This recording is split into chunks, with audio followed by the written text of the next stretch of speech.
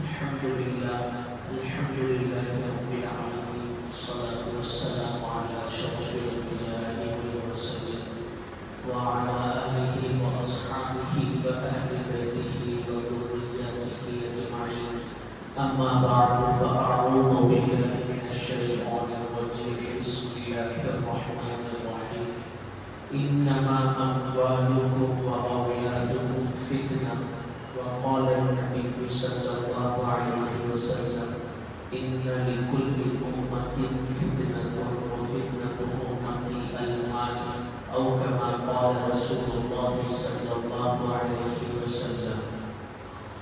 محترم بزرگوں، عزیز دوستوں اور دینی بھائیوں، میں نے آپ کے سامنے کلام پاک کی آیت شریفہ اور رحمت عالم صلی اللہ علیہ وسلم کا ارشاد گرامی پڑھا ہے.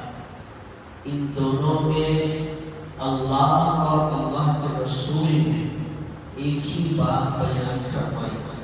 وہ بات یہ ہے کہ مال جو انسان کے پاس Stop filling me, it's filled. وہ اس کے لیے فتنے کا باعث ہے.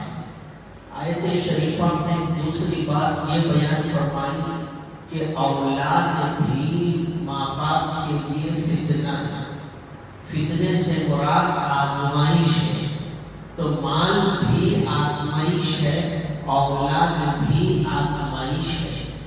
اللہ کے نبی نے حدیث پاک میں یہ بیان فرمایا کہ ہر امت کے اندر ایک فتنہ ہوا اور وہ امت اسی فتنے میں تباہ ہوئی، برباد ہوئی.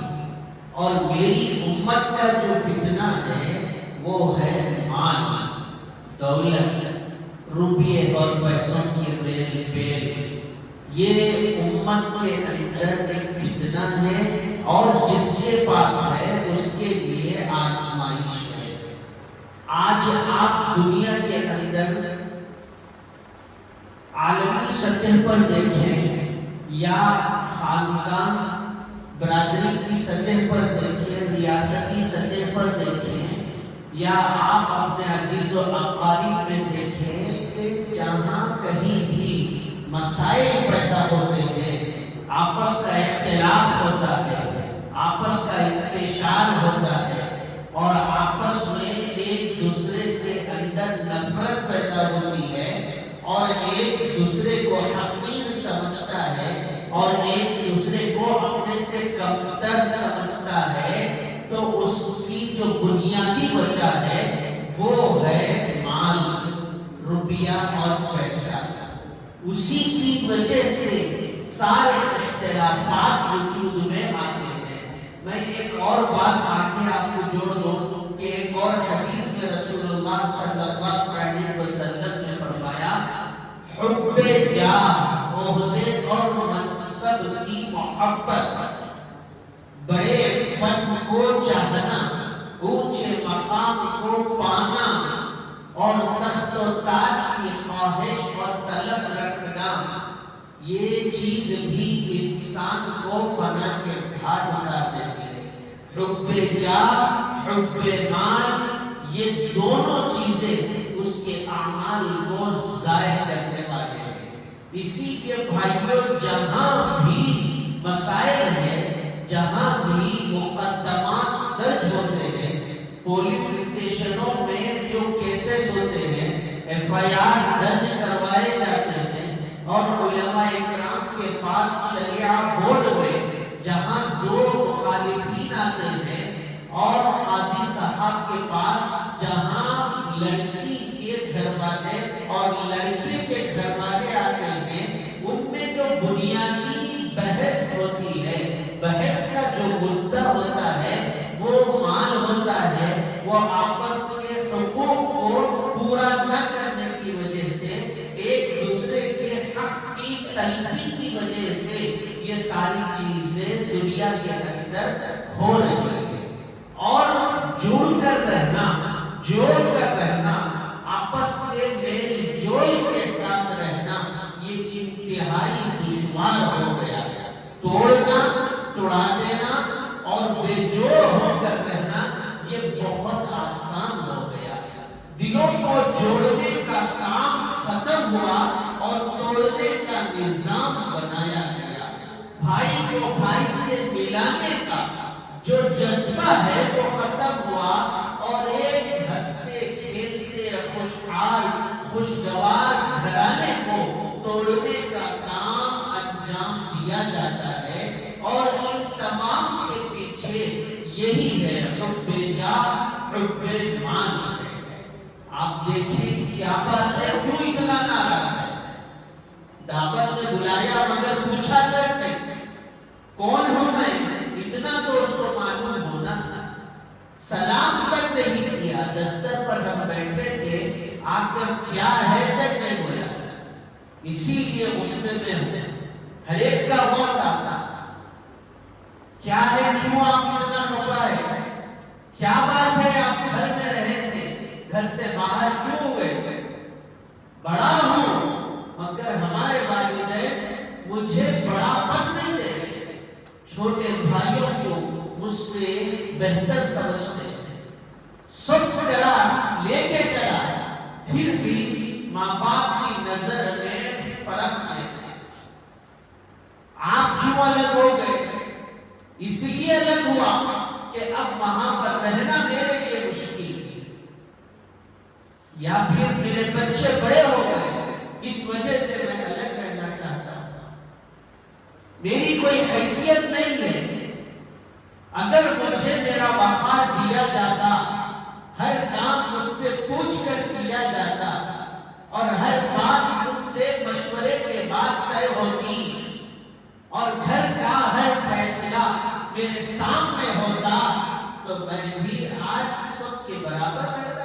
میری حیثیت نہیں ہے، ان کی نظروں میں اب میری عزت نہیں ہے، جتنا گھسانا تھا گھسا لیے، اب میں اور پاگل بننے والا نہیں ہوں۔ یہ جملے، یہ حب جاہ ہے، عہدے مرتبے کی خواہش ہے، تمنا ہے۔ آپ نے پوری زندگی لگا دی اس گھر کو چمکانے کے لیے، خوبصورت بنانے کے لیے، بھائیوں اور بہنوں کے روشن مستقبل کے لیے زندگی لگا دی، ماں باپ کو آرام اور راحت پہنچانے کے لیے آپ اپنے گھر کے اندر چین سے رہے نہیں، اور لمحے بھر میں اپنی زبان سے یہ جملے یہ الفاظ بول کر آپ نے وہ ساری نیکیوں پر پانی پھیر دیا۔ نیکیاں ایسے ہی ضائع ہوتی ہیں، احسان جتلانے سے نیکیاں اکارت جاتی ہیں۔ اللہ کے نبی صلی اللہ علیہ وسلم کے کتنے احسانات اس امت پر کر، رسول اللہ صلی اللہ علیہ وسلم سے زیادہ محسن اس امت میں کوئی نہیں، اور اللہ کی کتنی نعمتیں ہم پر ہیں۔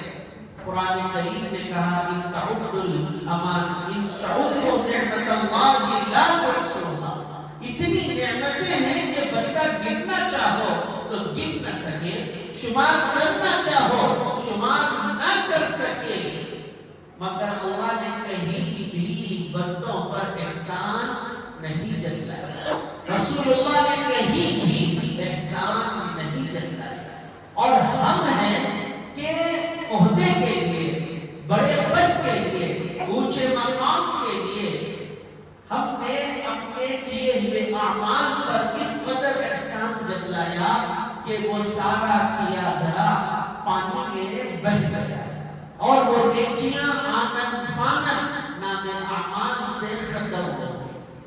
اور اسی طرح بھائیوں، مال کا مسئلہ یہ تو امت مسلمہ کو اندر ہی سے کھوکھلا کر رہا ہے۔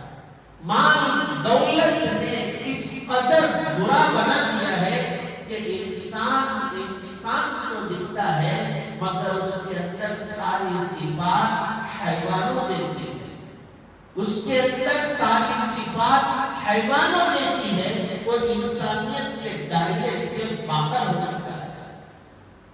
مال کیا اس کے پاس آ گیا، ہر گناہ اس کے لیے آسان ہو گیا اور ہر نیکی اس کے لیے مشکل ہو گئی۔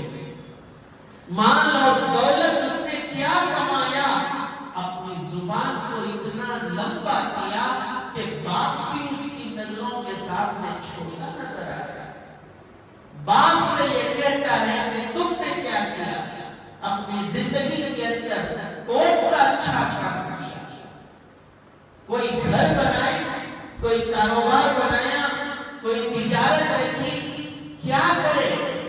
میں دیکھو اتنا کمایا اور یہ کیا وہ کیا، اور مال اس کے پاس کیا آ گیا، وہ دوسرے کے ایمان کو بھی خریدنے لگتا ہے، جھوٹ بولواتا ہے، دھوکہ دہی کرتا ہے، اور مال آیا تو پھر بڑوں کا ادب و احترام ختم ہوا اور چھوٹوں پر شفقت ختم ہو گئی. کیا اس نے چند پیسے پکڑ لیے، دوستوں کی دوستی کو بھلا دیا، اور بڑے بھائی کی انگلی پکڑ کر چلنے والا آج اس کو پیٹ دکھا کر کے جا رہا ہے. روپیے اور پیسے کیا اس نے تھام لیے، جھک کر سلام کرنے والا سینہ تان کر کے جا رہا ہے. آنکھیں نیچے کرنے والا نظریں پھاڑ پھاڑ کر کے گھور رہا ہے. گھمنڈ اور تکبر اور غرور میں چور اور مال و دولت کے نشے میں مخمور ہو چکا ہے. یہ روپیہ، یہ پیسہ کسی کا ہوا نہیں، اور یہ سمجھتا ہے کہ یہ مال، یہ دولت سب کچھ میرا ہے، یہ ساری چیزیں میری ہے، یہ گھر، یہ مکان میرا، یہ تجارت، یہ دکان میری، یہ عہدہ، یہ کرسی، یہ منصب میرا. اسی وجہ سے اپنے بھائیوں اور بہنوں کے حقوق تک وہ پورا نہیں کر پاتا، اور مال کی محبت اس قدر ہو چکی ہے کہ اس نے آپسی حقوق کے اندر بھی رواداری کو باقی نہیں رکھا. عموماً مسائل یہی آتے ہیں، بہنوں کی طرف سے مسائل، بھائیوں کی طرف سے مسائل. یہی کہا جاتا کہ میرے بھائی مجھے حق نہیں دیتے، میرے والدین کے گھر کے حصے نہیں کیے جاتے.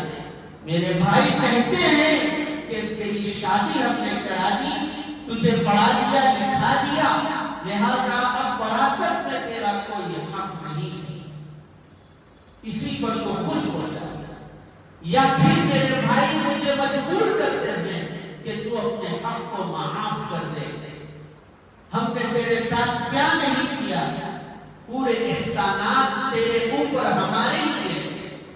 وہ بیچاری پریشان اور حیران، کبھی عدالتوں کی چکر، کبھی کورٹ کچہری کی چکر، کبھی مساجد کے امام کے پاس، کبھی علماء کے پاس، کبھی مفتی کے پاس. مال کی محبت نے ایسا رگوں کے اندر اپنے کو بٹھا دیا ہے جیسے خون دوڑ رہا ہے، محبت ایسے دوڑ رہی ہے. خوشحالی کرنا اور آپس میں ایک دوسرے سے چاپلوسی کرنا اور بوڑھے ماں باپ کو بہلا کر پھسلا کر چند کاغذات بنوا کر دستخط کر لینا، ان سے سائن کروا لینا، اور معلوم ہی نہیں ہونا کہ کب یہ اس کا مالک بنا اور کب وہ دکان اس کی بھی، کب یہ مکان اس کا تھا. اور جب چھوٹے بھائیوں نے پوچھنا شروع کیا تو پتا چلا کب کا ہی میں اس کا مالک ہو گیا. اور جب چھوٹے بھائی آگے بڑھ کر بولتے تو کہا جاتا کہ اخلاق نہیں ہے، اس دن کے لیے تمہیں ڈاکٹر بنایا، اس دن کے لیے تمہیں ٹیچر بنایا، جب تم پڑھنے جاتے تھے تم کو اپنی گود میں لے گیا تھا، تمہارے پاس جانے کے لیے فیس نہیں ہوتی تھی، میں نے فیس دی. بڑے بھائی نے اپنے احسانات شروع کر دیا، جیسا کہ باپ نے کچھ کیا ہی نہیں، اور بھائی دوستوں کی نظروں کے سامنے ہی بیگانہ کر دیا. اب وہ بیچارہ بچیوں والا، معصوم بچوں والا پریشان اور حیران، اور معاشرہ بھی اتنا بڑا ستمگر ہے کہ کوئی اس کے ساتھ کھڑے ہو کر بولنے والا نہیں ہوتا، الٹا اس کے اپوزٹ ہوتے. بڑے بھائی کی بات سننا، بڑے بھائی جو بول رہے وہ ماننا. بڑا بھائی باپ داخل ہے، اس کے خلاف پولیس اسٹیشن جاتا ہے، اس کے خلاف تو نے عدالت میں کیس ڈالا. یہ پورے 17 کرسی 18 منشی کے لوگ ہوتے ہیں جو شریعت نہیں جانتے، دین نہیں جانتے، قرآن اور حدیث کی تعلیم سے واقف نہیں ہے، جن کی راتیں خالی سگریٹ کے پھونکنے میں گزرتی ہو اور جن کا دن نرم نرم بستروں پر سونے میں گزر جاتا ہو اور بچا کچا دن کا حصہ چائے کی چسکیوں اور ہوٹل بازی اور چبوترے بازی میں گزر جاتا ہو، ایسے محلے گلی اور بستی کے چلر قسم کے لوگ جن کی حیثیت خود ان کے گھر میں کچھ نہیں ہوتی ہے، وہ آگے بڑھتے ہیں اور فیصلے کے لیے بیٹھ جاتے ہیں. اور وہاں کیا بات ہوتی ہے؟ تمہارے باپ نے کہا تھا مرنے سے پہلے، میں خود اپنے کانوں سے سنا، یہ بلڈنگ اس کی ہے، وہ دکان اس کا ہے، تمہارے واسطے وہ چھوٹا گیا. تمہاری ماں نے مرنے سے پہلے کہا تھا، ارے مرنے والا مر گیا، مرنے والی مر گئی. انہوں نے کہا تو کون گواہ اس کے پاس؟ مرے ہوئے ماں باپ کا واسطہ دے کر کے حق تلفی کی جاتی ہے کہ ماں کی محبت ہے، اور یہ سمجھتے ہیں کہ بہت آسانی کے ساتھ ہم چھٹکارا پا لیں گے. میرے بھائیوں، میرے پیاروں، اس بات کو سمجھیں کہ دنیا میں کچھ بھی ہوشیاری آپ کر سکتے ہیں، کاغذات کو آپ بدلا سکتے ہیں، لکھی ہوئی تحریروں میں ترمیم کر سکتے ہیں، چند پیسے دے کر وکلاء کو خرید سکتے ہیں، اور چند پیسے دے کر جھارے ہوئے کیس کو آپ جیت سکتے ہیں، مگر اللہ کی عدالت میں آپ پہنچو گے تو کیا کرو گے؟ وہاں کتنے روپیے دیو گے؟ وہاں کتنے پیسے ہوں گے آپ کے پاس کہ آپ اللہ کے انصاف کو خرید سکیں؟ وہاں کتنے روپیے اور پیسے ہوں گے آپ کے پاس کہ اللہ کی عدالت میں آپ اپنے موافق پر فیصلہ چاہیں؟ اللہ کے نبی صلی اللہ علیہ وسلم نے کیا فرمایا؟ ایک بالش زمین، ایک بالش زمین بھی اگر کوئی کسی سے ہڑپتا ہے تو اللہ کا نبی فرماتا ہے کل بروز قیامت 7 طوق، یہ جو زمین آپ دیکھ رہے ہیں اس کے نیچے اور ایک زمین، اس کے نیچے اور ایک زمین، 7 طوق زمین اس کے گلے میں ڈال دی جائے گی، وہ برداشت نہیں کر پائے گا. اللہ کے نبی صلی اللہ علیہ وسلم نے فرمایا حق والا جب اپنا حق لینے کے لیے ٹھہر جائے، دینے کے واسطے کچھ بھی نہیں ہوگا تو اللہ کا فیصلہ ہوگا. اس کے نام اعمال کو دیکھو، اس نے کون سی نیکیاں کی ہے، اس کی نیکیوں کو اٹھاؤ اور حق والے کے نام اعمال میں ڈال دو. جب نیکیاں اس کے نام اعمال سے نکل جائیں گی تو اس کے اعمال کا دفتر گناہوں سے بھرا ہوا ہوگا. پیغمبر اعلیٰ نبینا علیہ السلام والتسلیم نے فرمایا لوگوں اللہ کے پاس انصاف ایسا ہوگا کہ بے سینگ والی بکری سے لڑتی ہے تو بدلے میں اس کے بھی سینگ کا حساب و کتاب دیا جائے. اللہ کے نبی صلی اللہ علیہ وسلم نے فرمایا ایک روپیے کا حساب و کتاب آپ کے اعمال نامے میں لکھا ہوا ہے. فَمَن يَعْمَلْ مِثْقَالَ ذَرَّةٍ خَيْرًا يَرَهُ وَمَن يَعْمَلْ مِثْقَالَ ذَرَّةٍ شَرًّا يَرَهُ. اسی لیے فرمایا کہ یہ اس طرح زمینوں کو ہڑپنا، بہنوں کے حقوق کی تلفی، بھائیوں کے حقوق کی تلفی اور اپنے والدین کے حقوق کی تلفی، یہ جو کچھ آپ کرتے ہیں سارا کا سارا حرام ہے. اور مال حرام کی تمیز ہونی چاہیے، اور حرام وہ حرام جو قرآن نے کہا، جو حدیث نے کہا. اللہ کے نبی صلی اللہ علیہ وسلم نے سختی سے حرمت کو بیان فرمایا ہے. اور صرف یہی حرام نہیں، نکاح کی تقریبات ہوتی ہیں، جیسے کہ ابھی موسم شروع ہوا یا ہونے والا ہے، رشتے طے کیے جاتے ہیں، آپس میں